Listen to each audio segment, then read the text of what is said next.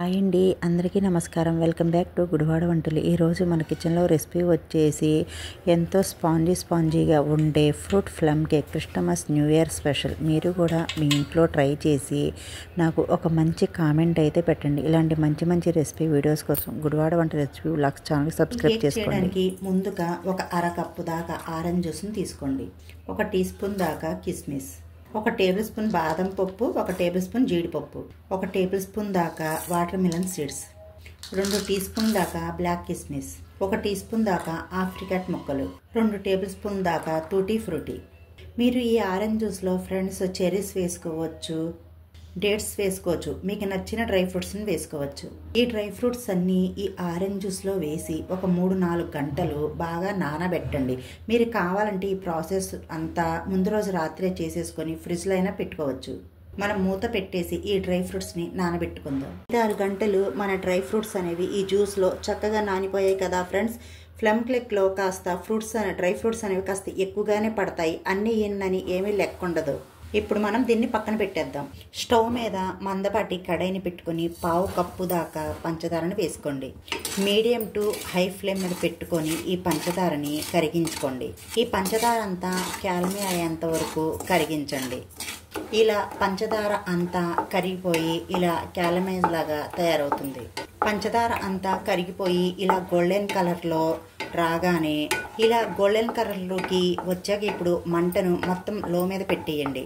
కొంచెం వేడి నీళ్లు పోసుకుంటా కలుపుకుంటే మనకు షుగర్ సిరప్ అనేది తయారవుతుంది. ఒక అరకప్పు దాకా అయితే నేను ఇక్కడ వేడి నీళ్ళని వేసుకున్నాను ఫ్రెండ్స్. వేడి నీళ్ళన్నీ పోసాక ఒక 2 నుంచి 3 నిమిషాలు ఉడికించండి. ఇప్పుడు మనకు షుగర్ సిరప్ రెడీ అయిపోయింది. ఇప్పుడు మనం స్టాప్ చేసేసుకొని ఈ షుగర్ సిరప్ని ఈ డ్రై ఫ్రూట్స్లో వేసి కలిపేద్దాం. మనకి ప్లమ్ కేక్కి కావాల్సిన ఫ్రూట్ మిక్సర్ రెడీ అయిపోయింది. మనకి ప్లమ్ కేక్కి మెయిన్గా కావాల్సిన ఫ్రూట్ మిక్స్ అనేది రెడీ అయిపోయింది. దీనివల్లే మన ప్లమ్ కేక్కి ఆ టేస్ట్ అయినా ఆ టెక్స్చర్ అయినా వస్తుంది. సో ఇప్పుడు ఈ బౌల్ని మనం పక్కన పెట్టేద్దాం. జార్ తీసుకొని 1/2 కప్పు దాకా పంచదార, 1 యాలుక్కాయ, 2 లవంగాలు, చిన్న ముక్క దాల్చిన చెక్క, కొద్దిగా శొంఠి ముక్క, మరీ ఎక్కువగా కాదండి, కొద్దిగా జాజికాయ. వీటిని ఒక్కసారి గ్రైండ్ చేసుకోండి. గ్రైండ్ చేసుకున్నాక 1/3 వంతు ఎలాంటి ఫ్లేవర్ లేని ఆయిల్, 1/2 కప్పు దాకా పెరుగు. ఇప్పుడు వీటినన్నిటిని స్మూత్గా క్రీమీ టెక్స్చర్ వచ్చేదాకా గ్రైండ్ చేసుకోవాలండి.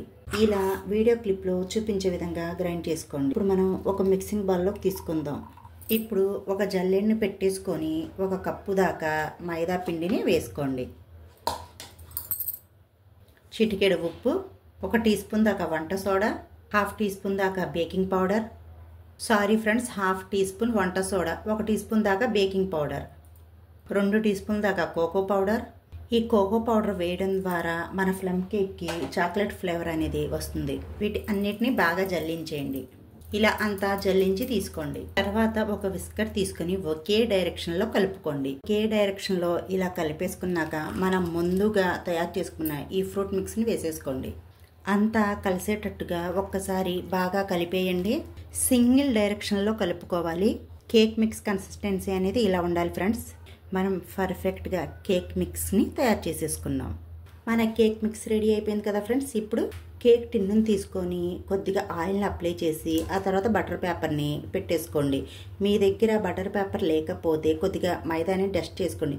మీ ఇంట్లో ఉన్న ఏ గిన్నెనైనా తీసుకోండి. ఇప్పుడు మనం తయారు చేసుకున్న ఈ కేక్ బ్యాటర్ని వేసేసుకుందాం. 2-3 సార్లు బాగా ట్యాప్ చేయండి.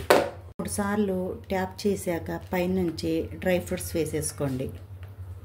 ఇలా డ్రై ఫ్రూట్స్ అన్నీ వేసేసాక చాలా ముందే ప్రీ హీట్ చేసుకోండి. లోపల విసుకను వేసేసి ఒక స్టాండ్ని పెట్టుకోండి. మీడియం మంట మీద వేడి చేసుకోండి. ఇప్పుడు మనం తయారు చేసుకున్న ఈ కేక్ టిన్నుని పెట్టేయండి మధ్యలుగా. ఇప్పుడు మూత పెట్టేసి ఆవిరి బయటకు పోకుండా మీడియం ఫ్లేమ్ మీద ఒక 25 నిమిషాల పాటు హీట్ చేసుకోండి. మీడియం ఫ్లేమ్లో ఒక 25 నిమిషాలు బేక్ చేసుకుంటే ఆ తర్వాత లో ఫ్లేమ్లో ఇంకొక 25 నిమిషాల పాటు బేక్ చేసుకోండి. ప్లమ్ కేక్ అనేది నిదానంగా ఉడకాలి ఫ్రెండ్స్. లోపల స్పాంజినెస్ అనేది మాయిశ్చర్ అనేది వస్తుంది. మినిట్స్ తర్వాత ఒక్కసారి చెక్ చేసుకుంటున్నాను ఫ్రెండ్స్. ఒక్కసారి చెక్ చేసుకోండి. అడుగున ఇంకాస్త పిండి పచ్చిగా ఉందండి. లో ఫ్లేమ్లో ఇంకొక 15 నిమిషాలను బేక్ చేసుకుందాం. ఈ కేక్ బేక్ అవ్వడానికి నాకు మొత్తం ఒక 50 నిమిషాల పాటు అయితే పట్టింది ఫ్రెండ్స్. చూడండి, ఇలా ఏమి అంటకుండా ఉంటే మన కేక్ అనేది లోపల దాకా చక్కగా బేక్ అయిందని అర్థం. ఇంకా మనం స్టాప్ చేసేసుకుందాం. స్టాప్ చేసేసి ఈ కేక్ని మనం బయటకు తీసేసుకుందాం. ఇప్పుడు మనం బయటకు తీసేసాక ఈ మూతను వేసేసుకొని పూర్తిగా చల్లారనిద్దాం. మూత పెట్టకపోతే మొత్తం డ్రైగా తయారైపోతుంది. చల్లారిపోయాక ఒక ప్లేటును వేసేసి ఈ విధంగా తిప్పేసి ఒకసారి ట్యాప్ చేయండి.